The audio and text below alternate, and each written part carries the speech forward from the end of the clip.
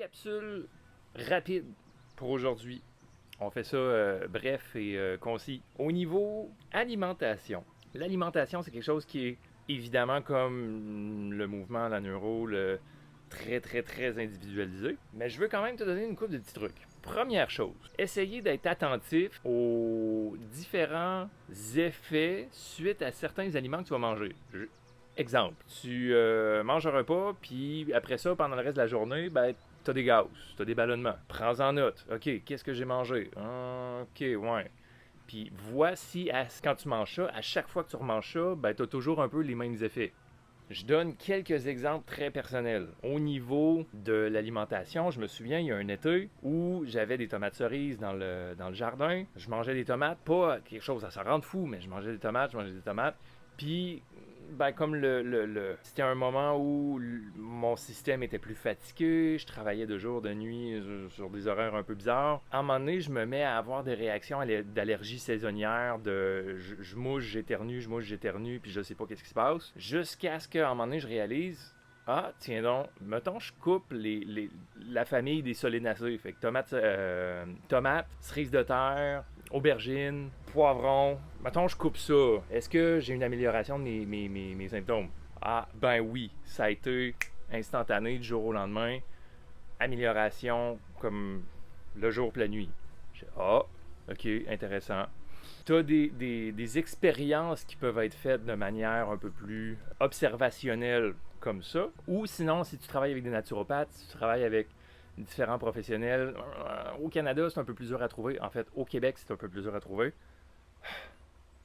Mais ailleurs, il y a un accès plus facile à différents tests d'acide organique, différents tests de sensibilité alimentaire. Donc, tu peux avoir une liste des aliments qui, pour toi, pour ton système digestif, ton microbiote, sont pas top. Il y en a pour qui, tu sais, on dit le kale, le chou kale, c'est super bon pour tout le monde. Ben, pas pour tout le monde. Il y en a qui ont de la difficulté à digérer le chou. Comme moi, j'ai de la difficulté à digérer des tomates. Puis des amandes, moi, c'est non. Puis des dattes non plus. Il y a comme un paquet de trucs à un moment donné que tu réalises que, ah, ok, ouais, c'est bon dans la bouche. C'est un party dans la bouche de saveur, mais après ça, quand tu arrives pour vivre les impacts et conséquences de ça, ben tu réalises que, ok, il y a de la fatigue qui embarque, il y a peut-être un peu plus d'irritabilité, il y a comme de la difficulté à starter la machine, des fois manque de concentration, brain fog, ça peut. Ça veut pas dire que c'est nécessairement ça. Ne jamais remplacer ne jamais prendre mon conseil comme un avis médical. Ne jamais. Va voir ton médecin. Si tu as des questions, va voir ton médecin. Parce qu'au Québec, c'est le même que ça marche. Plusieurs des symptômes, des fois, souvent, ça peut être lié à l'alimentation. Un des exemples, d'une personne dans mon environnement, difficulté avec l'énergie, c'est dur, saignement de nez, douleur articulaire, ben à l'âge de passer 40 ans, découvre que c'est cœliaque. Ah, fait qu'il faut tout réorganiser l'alimentation parce que le gluten du blé il se ramasse dans tout. Puis la plupart du temps, c'est pas juste le gluten du blé, c'est le blé nord-américain hybridisé qui est plus dans la nature de ce que le blé est supposé être. C'est pour ça qu'il y a certains blés ancestraux qui se digèrent beaucoup mieux. Des recettes où ils utilisent la fermentation, le levain, ça va se digérer beaucoup mieux, versus qui nous vendent comme étant de la farine. Alimentation, reste attentif aux effets que tu as de ton alimentation. Et aussi, je fais une plug à une des prochaines capsules sur le rythme circadien. Mais qu'est-ce que c'est que ce truc? Dans le rythme circadien, qui est une science émergente parce que le monde n'a pas évolué avec le rythme du jour et de la nuit pendant des milliards d'années. Mais depuis 2018, ça a l'air qu'ils reconnaissent que la biologie obéit aux règles de cycle de jour et de nuit et de saison et de tout ça. Donc à partir du moment où la science commence à reconnaître ça, ben il y a beaucoup de domaines de la science qui commencent à observer les effets de ça puis qui voient des impacts souvent majeurs. Donc, dans la biologie circadienne, il y a 3 horloges principales. Il y a une horloge principale puis 2 horloges secondaires. L'horloge principale, ton cycle d'éveil et de sommeil. Je fais une introduction puis on en reparle plus tard parce que j'ai une capsule sur le sommeil. Ton horloge principale, c'est ton cycle éveil-sommeil.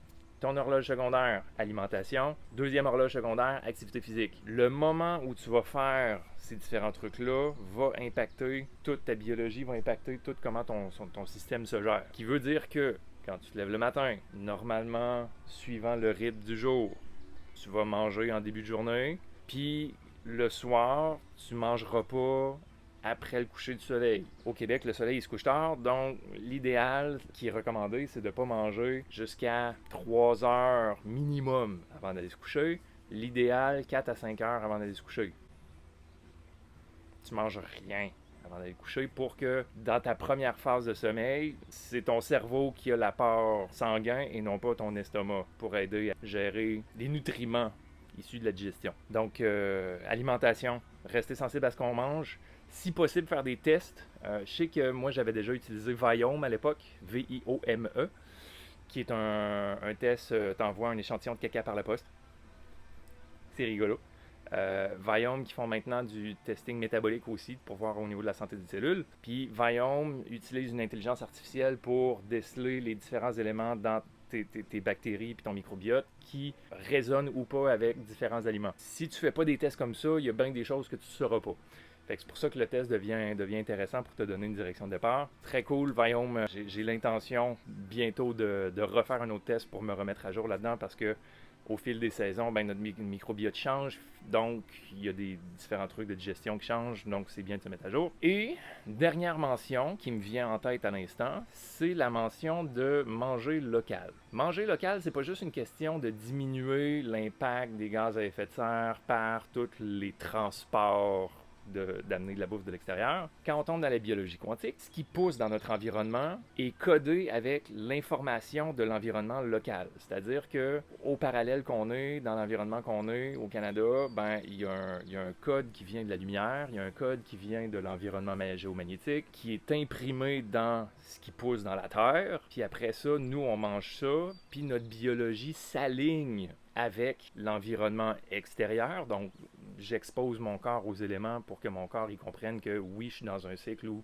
OK, là, le soleil est là, je sais qu'il se couche à cette heure-là, non, le corps se régule en étant exposé à son environnement immédiat. C'est pour ça que vivre entre quatre murs sous une lumière artificielle, c'est pas top. Mais au niveau de l'alimentation, c'est la même chose. Donc, notre environnement interne, notre microbiote, a aussi besoin de ces informations-là. Et ces informations-là, notre microbiote les récupère via ce qu'on mange. Donc, d'où l'importance encore plus, au-delà de préserver l'environnement avec toute la gestion des transports, déplacements et tout ça, ben, de manger local, c'est aussi avoir le code d'information local pour que notre corps puisse bien s'adapter à son environnement local et éventuellement avoir moins de problématiques dues à des incohérences d'information, des incohérences par rapport à l'environnement. Capsule biologie quantique que je dépose comme ça.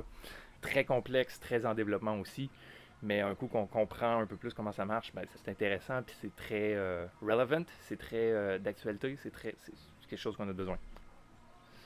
Fait que, voilà, capsule d'aujourd'hui, un petit 10 minutes short and sweet. Ressens ce que tu manges, teste si tu es capable, mange local, puis mange pas à des moments bâtards dans ta journée.